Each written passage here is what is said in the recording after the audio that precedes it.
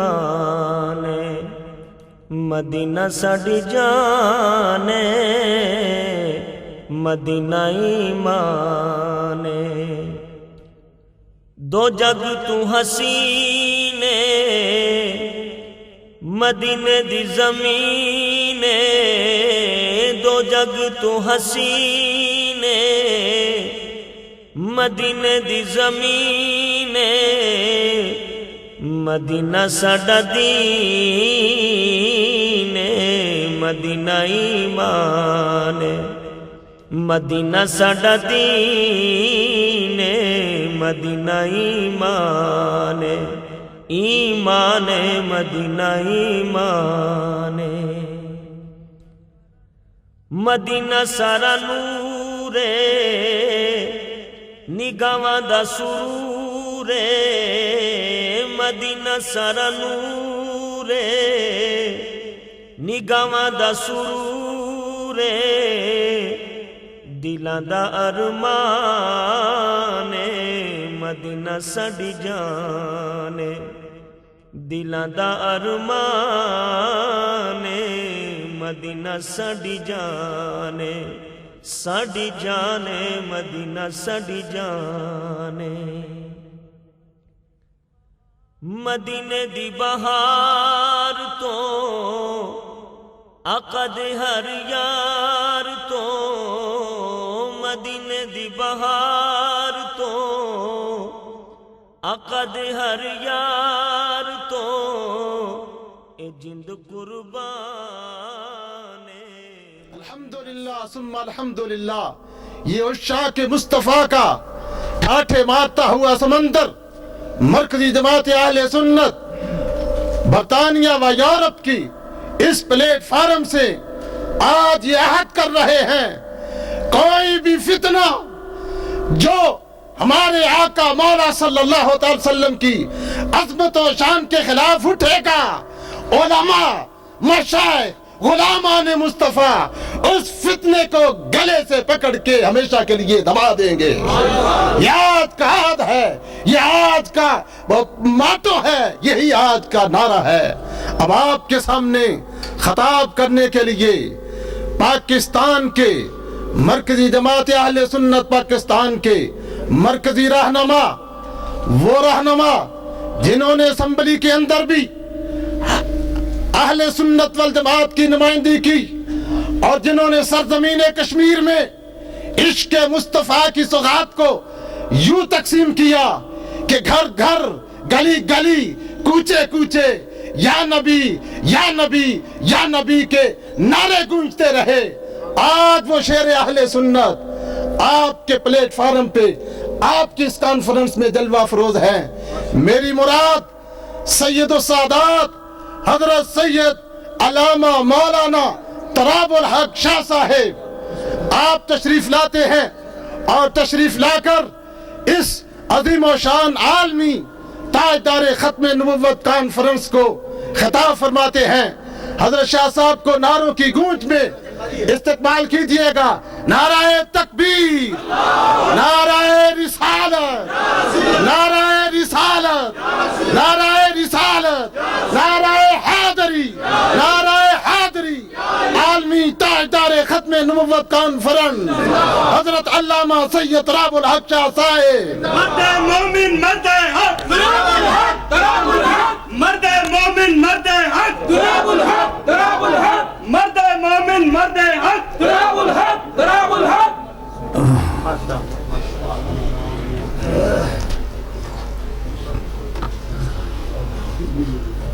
الحمدللہ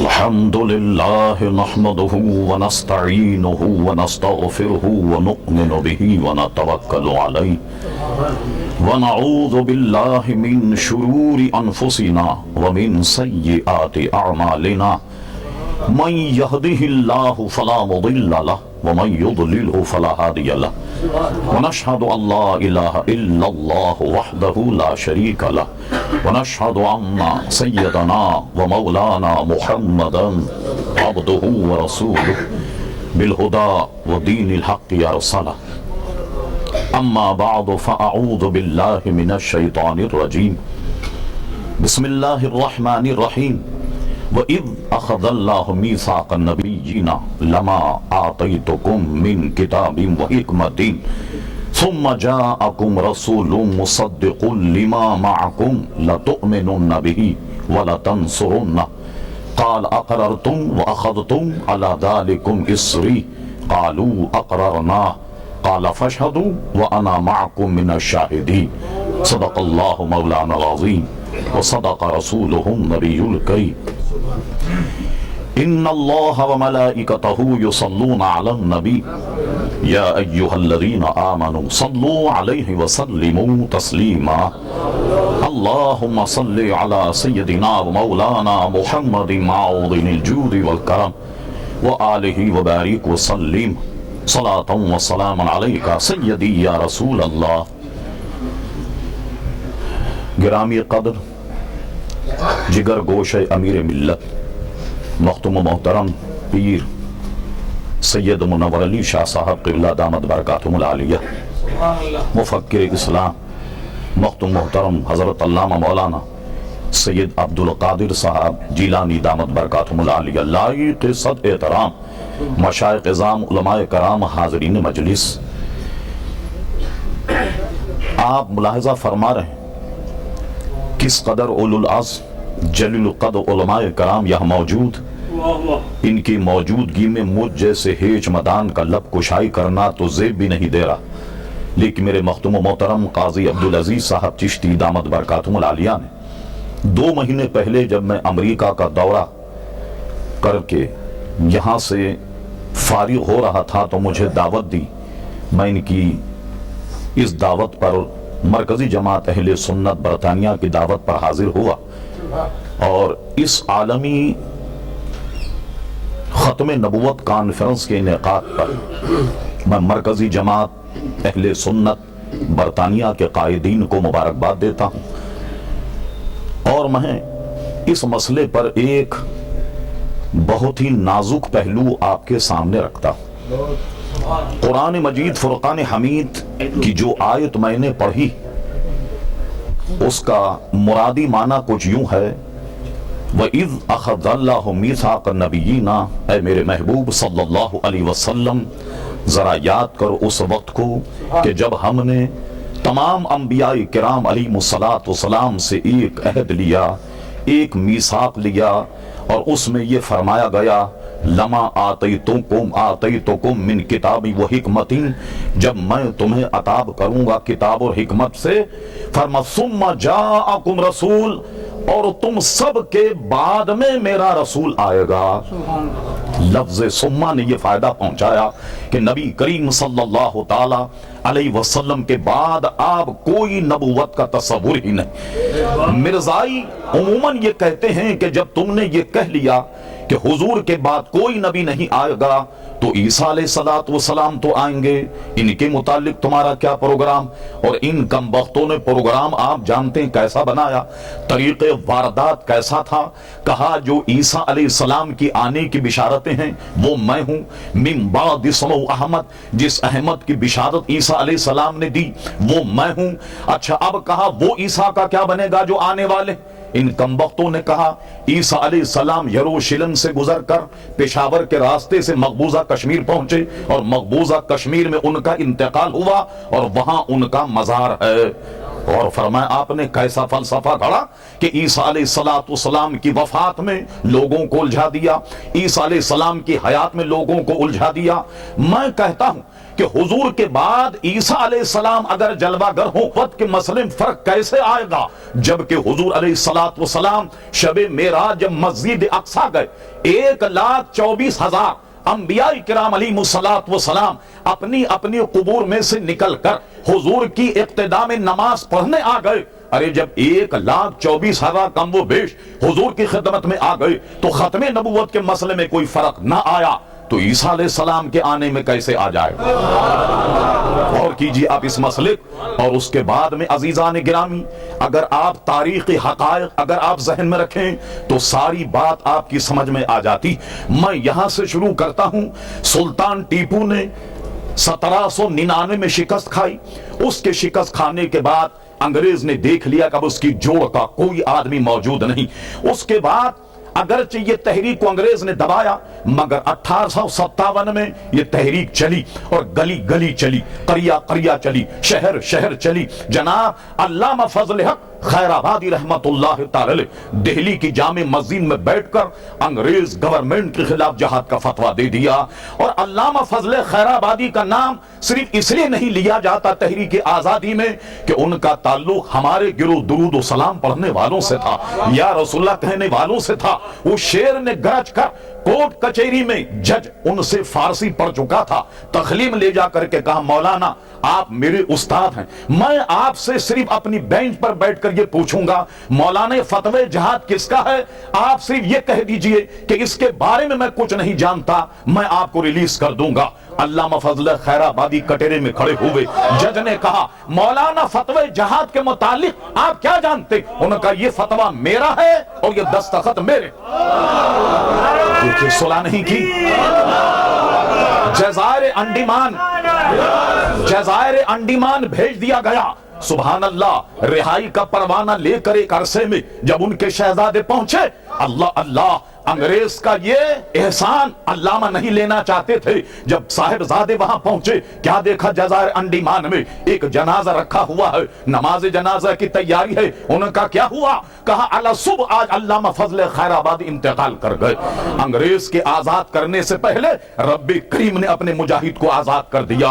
अब जब ये तहरीक चली जजायर अंडमान में, बड़े बड़े उलमा को फांसी दे दी गई, सजाए मौत दे दी गई। इसके बाद अंग्रेज सर जोड़कर बैठा। ये हकायक यहां भी आप देख सकते। उन्होंने क्या किया जनाब, 1869 में दो वक्त बनाए, एक पादरियों का और एक जनाब सर विलियम की क़यादत में, ताकि ये हिंदुस्तान पहुंचकर मुसलमानों का जहन मालूम करे कि ये क्या कहते हैं। सियासी वक्त जो गया, उसने अपनी रिपोर्ट ये दी कि हिंदुस्तान का मिजाज ये है कि ये किसी के मातहत रहने के गोया कायल नहीं, और जज्बे जिहाद इसमें इनमें ऐसा कूट कूट कर भर दिया गया कि जब उलमा इनके ये कह दें कि जिहाद है, तो ये अपने बाल बच्चों को भी नहीं देखते, घर बार को भी नहीं देखते और अपनी जान कुर्बान कर देते हैं। लिहाजा कोई हिकमत अमली ऐसी इख्तियार की जाए कि मुसलमानों से जज्बे जिहाद को सर्द कर दिया जाए। पादियों ने हिंदुस्तान घूमकर जब रिपोर्ट दी, आप ही के लंदन के व्हाइट हॉल में एक कॉन्फ्रेंस 70 में हुई और दोनों ने अपनी अपनी रिपोर्ट पेश की। सुनिए पादरी वाली रिपोर्ट ने क्या कहा। पादरियों ने कहा, हमने जब हिंदुस्तान को देखा, यहां पीरों को मानने वाले लोग बहुत ज्यादा, अपने नबी के बड़े शहदाई हुजूर की गुस्ताखी बर्दाश्त नहीं करते और वो गोया हुजूर के नाम पर सब कुछ कुर्बान कर देना चाहते। इसलिए अंग्रेज अगर दवाम चाहता, अगर मुसलमानों पर कब्जा करना चाहता, मुसलमानों पर इक़्तिदार करना चाहता है, तो ये लफ्ज उसमें मौजूद है, किसी ऐसे आदमी को तलाश कर लिया जाए जो जिल्ली नबुवत का ऐलान कर दे, और जब वो ऐलान करे उसकी नबुवत को बरतानिया हुकूमत सरकारी तौर पर उस पौधे को परवान चढ़ाए, और इस तरीके से मुसलमानों में इंतशार पैदा करने में हम कामयाब हो जाएंगे। मगर पादरियों ने एक बात जरूर कह दी, और उन्होंने ये कहा, फिल वाक़ई मुसलमानों में ऐसा आदमी तलाश करना ही बहुत बड़ी बात कि जो नबुवत का ऐलान करे। इसलिए कि सबसे पहले अंग्रेज भी देख चुका था और वो भी देख चुके थे कि जिसने ऐलान नबुवत किया उनका क्या बना। अल्लाह अकबर। आज लोग कहते हैं मौलाना वो भी तो नमाज पढ़ते हैं, वो भी तो रोजा रखते हैं, कुछ थोड़ी सी सुलह हो जाए। मुसैलम कज़्ज़ाब से एक मरतबे मुज़ाफ़ात मदीने में जब हुजूर से मुलाकात हुई, आप तशरीफ ले गए। वो कहने लगा कि ये कह दीजिए कि जब तक आप जिंदा आप नबी, और जब आपका विसाल हो जाए तो मैं नबी, या ये तय कर लीजिए कि शहर आपके देहात मेरे, कुछ ना कुछ तो मामला हो जाए। मेरे आका के हाथ में खजूर की एक टहनी थी। फरमान मुसैलम कज़्ज़ाब सुन, किसी माहिदे के एवज में, अरे देहात तेरे क्या होंगे, शहर तेरे क्या होंगे, या मेरे बाद तेरी मौत क्या होगी, कसम खुदा की मैं तुझे ये खुश्क छड़ी देने के लिए तैयार नहीं। तुझे देहात कहां से दूंगा, तुझे शहर कहां से दूंगा। कोई बात नहीं मानी गई, इसलिए कि जो मुस्तफा का बागी है उससे किसी किस्म की हमारी सुलह نہیں ہو سکتی۔ اب کیا ہوا عزیزان گرامی، یہ پوری رپورٹ جو میں آپ کو بتا رہا ہوں، ایک آدمی انہوں نے تیار کر لیا جس کا نام مرزا غلام احمد قادیانی تھا، اور اس کی نبوت کا اعلان کروایا اور اس پودے کو پروان چڑھایا۔ یہ سارے وفود وائٹ ہال لندن میں جب یہ ہوئی اور یہ ساری تجاویز آئیں، یہ پوری مرتب رپورٹ موجود ہے، the arrival of British Empire in India, اس کو آپ دیکھ سکتے ہیں۔ یہ ساری رپورٹ مرتب کرنے کے بعد اب مرزا کو نبوت کا چسکا دے کر اور اس کو چڑھایا گیا۔ اللہ اکبر، علماء موجود ہے، ہم نے حدیثوں میں پڑھا پیارے مصطفیٰ ابھی دنیا میں جلوہ گر نہیں ہوئے اور عالم ارواح میں حضور کے لیے میثاق لیا جا رہا، اور جب پیدا ہوئے معتبر علماء نے لکھا، شیخ محقق نے بھی لکھا کہ حضور نے جب سجدہ فرمایا، پہلے سجدے میں لبہائے مبارکہ جنبش کر رہے، دائیوں نے اپنے کان لبہائے مصطفیٰ کے قریب کیے تو انہوں نے سنا کہ یا ربی حبلی امتی، امتی کی سزا بلند ہو رہی ہے۔ سچے نبی کی شان تو یہ ہے کہ عیسیٰ علیہ السلام کے لیے جب حضرت مریم علیہ السلام کے پاس لوگ پہنچے، انہوں کا جو پوچھنا ہے اس بچے سے پوچھو، انہوں کا بچہ تمہاری پاک دامنی کیا بیان کرے گا؟ سنیے، جو سچا نبی ہو وہ ایک ہی دن کا کیوں نہ ہو۔ قوم جب مخاطب ہوئی، عیسیٰ علیہ السلام نے کہا قال انی عبد اللہ آتانی الکتاب وجعلنی نبیا، میں اللہ کا بندہ ہوں، اللہ نے مجھے کتاب بھی دی ہے، نبوت کا تاج بھی میرے سر رکھا۔ سچے نبی کی شان تو یہ کہ پیدا ہوتے کہے وجعلنی نبیا، اور اس کا حال یہ تھا، آپ پڑھیے ان کی کتابیں، ڈپٹی کمشنر سیال کوٹ کی کچہری میں جناب 15 روپیہ ماہوار پر منشی لگے، 15 روپیہ تنخواہ ملتی تھی، منشی لگے، اور منشی لگنے پر پٹواری کا امتحان دیا، فیل ہوگا، فیل ہوگا۔ اور کیا آپ نے، یہ اللہ کے نبیوں کی شان یہ کہ کسی نبی کا کوئی استاد نہ تھا۔ قرآن مجید نے ارشاد فرمایا الرحمن علم القرآن، میرے حبیب کو نہ جبریل نے پڑھایا نہ میکائیل نے پڑھایا، ان کو تو پڑھانے والا خود رحمان۔ صاحب امتحان دیا، فیل ہو گئے، نہ جانے کتنی مرتبہ مرغا بنے ہوں گے، نہ جانے استادوں کی کتنی سوٹی کھائے ہوں گے، اور اس کے بعد جا کر کے کہتے ہیں کہ میں نبی ہوں، کبھی کہا مصلح ہوں، اور کبھی کہتا میں مجدد ہوں، اور کبھی اس نے کہا نبی ہوں، اور کبھی کہتا رسول ہوں۔ اور اس انگریز گورنمنٹ نے اس پودے کو ابھارا اور چڑھایا۔ دیوبند حضرات نے تو خالی دروازہ کھولا، یہ پھاٹک میں گھس گیا، اور لوگ کہنے لگے کیا، میں بڑی ذمہ داری سے عرض کرتا ہوں، سارے کاغذات فائل میں موجود ریکارڈ میں نے مفتی محمد شفیع صاحب جو 30 برس تک دیوبند میں فتوے لکھتے رہے، پاکستان میں ایک عرصے تک وہ رہے، ہم نے ان سے استفتاء کیا، بتائیے اس عبارت میں ختم نبوت کا انکار ہے یا نہیں؟ انہوں نے کہ ہم نے کیا لکھا؟ کہتا ہے بالفرض حضور کے بعد یا حضور کے بعد کوئی نبی تصور کیا جائے، خاتمیت محمدیہ میں کچھ فرق نہ آئے گا۔ ہم نے کس عبارت کے متعلق بتائیے؟ علماء موجود ہیں، علامہ جیلانی صاحب دامت برکاتہم العالیہ، مفتی دیوبند، عالم اسلام کا مفتی، اس نے جواب دیا مولانا لفظ بالفرض کو ذرا غور سے پڑھیے، یہ آپ نے نہیں دیکھا جیسا کہ مجھ سے کب حدیث میں بیان ہوئی کہ میرے بعد کوئی نبی نہیں، اگر ہوتے تو عمر ابن خطاب ہوتے، یہ تو اگر مگر کا مسئلہ ہے کہ پھر یہ کہ حضور کی ذات مقدسہ، یعنی یہ کہ حضور کے بعد بھی بالفرض کوئی نبی پیدا، خاتمے فرق نہیں آئے گا۔ مولانا لفظ بالفرض کو ذرا غور سے پڑھی، جب لفظ بالفرض آپ کی سمجھ میں آ جائے گا، مسئلہ بھی سمجھ میں آ جائے گا۔ پھر ہم نے ان سے کہا مولانا ذرا ان عبارتوں کا جواب دیجئے، آپ کہتے ہیں لفظ بالفرض سے ختم نبوت کے مسئلے پر کوئی فرق نہیں آیا، اب ہماری عبارت سن لیجئے۔ زید کہتا ہے بالفرض بکر کی آنکھ پھوٹ جائے، بینائی میں تو فرق نہیں آئے گا، زید کہتا ہے بالفرض بکر کی آنکھ پھوٹ جائے، بینائی میں تو فرق نہیں آئے گا، بالفرض زید کی ٹانگ ٹوٹ جائے، چال میں تو فرق نہیں آئے گا، بالفرض کسی وہابی کو چوراہے پہ پکڑ کر ننگا کر کے جوتے مارے جائیں، عزت میں تو فرق نہیں آئے گا۔ نہیں آنا چاہیے، آنا ہی نہیں چاہیے۔ اب مجھے بتاؤ عوام اہل سنت، لفظ بالفرض نے کیا فائدہ پہنچایا؟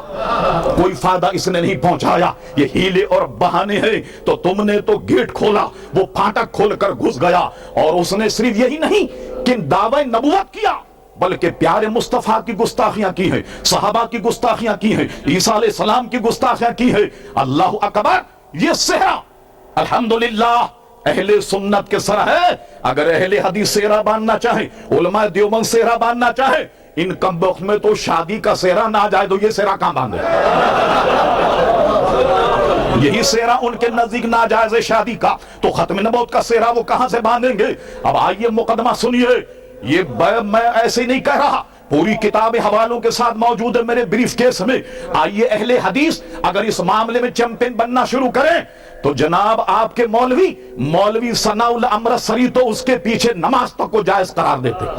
اخبار امرتسر موجود اور اس کی پوری فائل مناظر اسلام حضرت اللہ مولانا ضیاء اللہ صاحب سیال کوٹی کے پاس موجود ہے، اور کئی مناظر میں انہیں شکست ہوئی. انہوں نے آنکھوں سے دیکھا کہ ثناء اللہ امرتسری نے مرزائیوں کے پیچھے نماز پڑھنے تک کو جائز قرار دیا. اور علماء دیوبند تو ہمارے منہ لگنے کے لائق نہیں، اس لیے کہ وہ تو خود اس مسئلے میں الجھے ہوئے ہیں.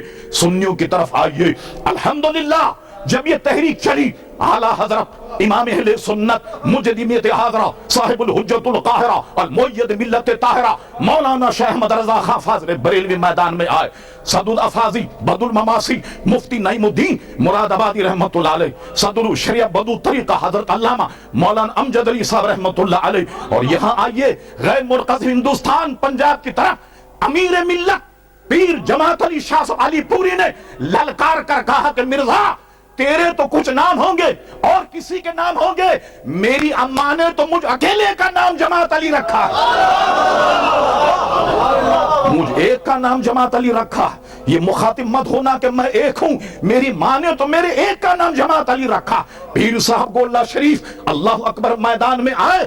عزیز گرامی سچ کہتا ہوں کہ اس کے آنے پر اگر یہ قدآور علماء میدان میں نہ ہوتے، علامہ ابو البرکات صاحب فرماتے تھے پنجاب کے تو چوہے بھی قادیانی ہو جاتے. بڑا کردار ہے ہمارے علماء کا اس تحریک کے مقابلے میں. عزیزان گرامی اب آئیے 52 کا آخر 53 کے اوائل میں جب یہ تحریک چلی، ہزاروں مسلمان جاں بحق ہوئے. تحریک خط نبوت زندہ باد کہہ کر نعرے لگا کر کود جاتے اور گولیوں کا نشانہ بنتے. مسجد وزیر خان میں جب فائرنگ ہوئی، خون ایسے بہ رہا تھا جیسے بارش کا پانی بہتا تھا. لاہور کے جلوسوں پہ جب فائرنگ ہوئی، صرف وہ لوگ زندہ بچے کہ جو لاشوں کے نیچے دب گئے. ارے ختم نبوت کی روٹی کھانے والا، یہ کام کس نے کیا؟ تم چندہ کر رہے ہو، تم زکوٰۃ جمع کرتے ہو کراچی میں، قربانی کی کھالیں جمع کرتے ہو، تم فطرہ جمع کرتے ہو کہ ختم نبوت کے مسئلے کا تم مقابلہ کرو. ارے تم تو خود اپنے اس مسئلے میں الجھے ہوئے ہو. اور لفظ ختم نبوت پر یہی ان 2-3 علماء تک بات محدود نہیں رہتی، بلکہ ان کی عبارتوں کو امام اہل سنت نے لکھا فتح حسام الحرمین علماء عرب پر پیش کیا. 32 حرمین شریفین کے علماء نے دستخط کی. یہ بات تھی 1326 اور 1346 میں حضرت علامہ شیر بیش سنت مولانا حشمت علی خان صاحب رحمت اللہ علیہ نے ایک فتویٰ مرتب کیا. ایک سوال بر صغیر کے تمام علماء کو بھیجا. اللہ اکبر، اس پر بر صغیر کے علماء نے 268 علماء کے دستخط اس میں موجود ہیں، جو الصوارم الہندیہ کے نام سے چھپا. یہ سارا سمر جو ہے یہ اہل سنت کے حصے میں ہے. اور اس کے بعد جب یہ تحریک چلی، بڑی ذمہ داری سے کہتا ہوں، علامہ ابو الحسنہ صاحب جیل چلے گئے. حضرت علامہ سید فیض الحسن شاہ صاحب آلو مہار شریف یہ جیل چلے گئے. مولانا خلیل احمد صاحب، مولانا عبدالستار خان نیازی، ان کو پھانسی کی سزا ہو گئی. اللہ اللہ، یہ پھانسی کے کمرے میں ڈال دیے گئے. مولانا عبدالستار خان نیازی کا ہم ایک رسالہ نکالتے تھے ترجمان اہل سنت، اس میں ان کا انٹرویو موجود ہے. وہ فرما جب میں کال کوٹری میں گیا ایک اور مولوی کو دیکھا جو پانی مانگ رہا. میں نے پوچھا کیا نام ہے ان کا؟ سید ابو العلا مودودی میرا نام. ماشاء اللہ کورٹ کے سامنے مودودی صاحب کا بیان کراچی میں میری فائل میں موجود ہے. ویب سائٹ اگر کوئی آئے ختم نبوت پر وہ میں بیان دینے کے لیے تیار. ماشاء اللہ کورٹ کے سامنے مودودی نے بیان دیا کہ ختم نبوت کی تحریک سے میرا کوئی تعلق نہیں. دستخط موجود ہے مودودی صاحب کے اوریجنل. اور کہا میری جماعت یعنی جماعت اسلامی میں جس نے ڈائریکٹ ایکشن میں حصہ لیا، میں نے ان سب کو جماعت سے اسلامی سے نکال دیا ہے. ان کا موجود. اور سنیے بات، ہم اور آپ ختم نبوت کے مسئلے میں جمع ہوئے، اپنی تمام تر توانائیاں ادھر لگا دینی چاہیے. اور میں آپ سے کہتا ہوں قسم خدا کی، ناموس مصطفیٰ پر جو وقت خرچ ہو وہی آپ کی زندگی، وہی آپ کی زندگی. اب سنیے مولانا عبدالستار خان نیازی رحمت اللہ علیہ، میں مبارکباد دیتا ہوں جماعت اہل سنت کو کہ ان کے خراج تحسین کے لیے آپ نے قرارداد مرتب کی اور یہاں پیش کی۔ مولانا کال کوٹری میں چلے گئے، کمر بند نکال لیا گیا، مولانا خلیل احمد قادری، مولانا عبدالستار خان نیازی، اور اس کے بعد میں ان کی سزا عمر قید میں جب تبدیل ہوئی، کسی اخبار والے نے پوچھا مولانا آپ کی عمر کیا ہے؟ مولانا نے کہا میری عمر 6 دن اور 7 رات۔ کہ مولانا اب اتنے لمبے چوڑے آدمی یہ کیا مذاق کر رہے ہیں کہ آپ کی عمر 6 دن اور 7 رات؟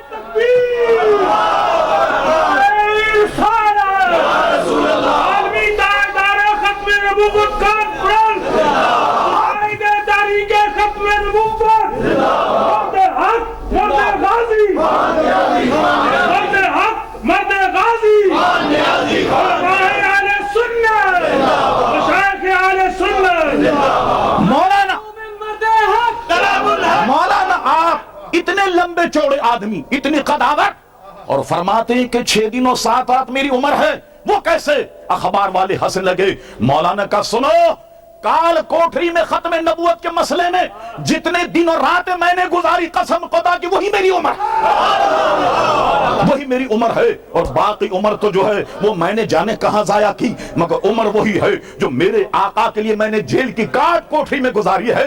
یہ جذبہ آپ میں راسخ ہو جائے، اس جذبے کے ساتھ اٹھیں، قسم خدا کی کوئی اہل سنت کا سیلاب روک نہیں سکتا۔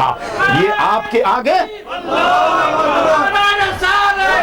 یہ آپ کے آگے سارے لوگ دونی چونی ہیں، یہ 1 روپے کا راستہ نہیں روک سکتی، مگر ضرورت اس بات کی ہے کہ پر عزائم کے ساتھ اٹھیے اور میرے آقا کی عظمت تو دیکھیے۔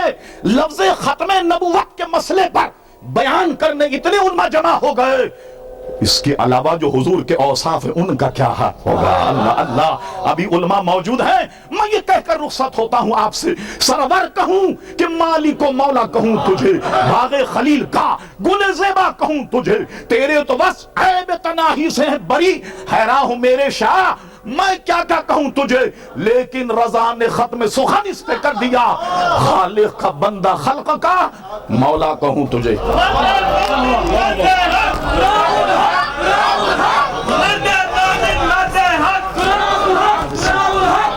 حضرات، یہ تھے جماعت اہل سنت کراچی کے امیر پیر طریقت شاہ تراب الحق صاحب، جنہوں نے ولولہ انگیز خطاب سے مجھے اور آپ کو نوازا۔ میں یہ سمجھتا ہوں کہ یورپ میں اہل سنت والجماعت کی نمائندہ اور مؤثر قوت مرکزی جماعت اہل سنت جس مشن کی طرف رواں دوا ہے اسے تائز ایزدی حاصل ہے، اور آج ہم فخر سے کہہ سکتے ہیں کہ یورپ کے اندر کوئی فتنہ جب ابھر کر سامنے آتا ہے تو فقط مرکزی جماعت اہل سنت برطانیہ اور یورپ ہی ہے جو اس فتنے کے گریباں پہ ہاتھ رکھتی ہے۔ رشدی کا فتنہ ہو تو اس کے لیے بھی تاریخ مرکزی جماعت اہل سنت کی طرف سے چلتی ہے، اور عراق کے اندر امریکہ اور برطانیہ کی فوجیں پہنچے تو اس کا بھی پرزور احتجاج ہماری جماعت مرکزی جماعت اہل سنت ہی کرتی ہے، اور یہ انگریز کا خود کاشتہ پودا جس پہ ضرب کاری حضور قبلہ عالم سیدنا پیر میر علی شاہ صاحب گولوی رحمت اللہ تعالیٰ نے لگائی تھی، اگر وہ بھاگ کر انگلستان میں آتا ہے تو اس کا گریباں پہ ہاتھ رکھنے والی مرکزی جماعت اہل سنت اور مفکر اسلام ہوتے ہیں۔ مجھے یہ کہہ لینے دیجئے کہ اس سب سے بڑے فتنے کو گریباں پہ ہاتھ رکھنے کے لیے اگر کوئی میدان میں آیا ہے تو مرکزی جماعت اہل سنت ہے، اور یہ سینٹر جو پیر سید جماعت علی شاہ صاحب رحمت اللہ تعالیٰ کے نام سے قائم ہے، اس سینٹر سے مرزا غلام احمد قادیانی کی ذریت طاہر کو جماعت اہل سنت نے چیلنج کیا تھا کہ ہے دجال قادیانی کی ذریت، آج تمہیں مسلمانوں نے برطانیہ کی طرف سے ہم چیلنج کرتے ہیں مناظرے کا، آج دن تک وہ میدان نہیں آیا۔ آج بھی مرکزی جماعت اہل سنت کی طرف سے پورے برطانیہ اور یورپ کے مسلمانوں کی طرف سے اس طاہر مرزا کو چیلنج ہے کہ اگر تم میں جرأت ہے تو عام مرکزی جماعت اہل سنت کے قائدین تجھے للکارتے اور پکارتے اور تیرے ساتھ مناظرے کے لیے تیار ہیں۔ آج یہ ہمارا فخر ہے۔ اللہ کے فضل و کرم سے آپ تشریف لاتے ہیں محبوب العلماء والمشائخ صاحبزادہ پیر محمد حبیب الرحمان صاحب مجھے اور آپ کو اپنے خطاب سے نوازتے ہیں۔